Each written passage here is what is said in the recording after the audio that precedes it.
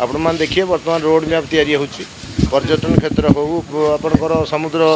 cool हो शिल्प हो रास्ता हो ब्रिज हो विकास हम और निजुक्ति तार सुविधा सृष्टि हम जो बेकारी समस्या दूर हम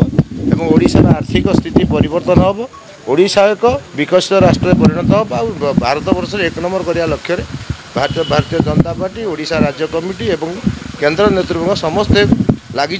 आम ओडिशा को एक नंबर करूँ सारा भारत वर्ष बीजेडी कहूँ पूर्व सरकार सब आगे बढ़ प्रतिफलन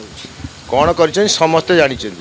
केवल मिछ योजना कालिया योजना से विजु युवा बाहिनी योजना करी भोट नवा योजना करी आज ओडिशा को 25 वर्ष शासन करी बहु पछक 50 वर्ष पछक पेल देइछथि बर्तमान एबेठू आरंभ है ओडिशार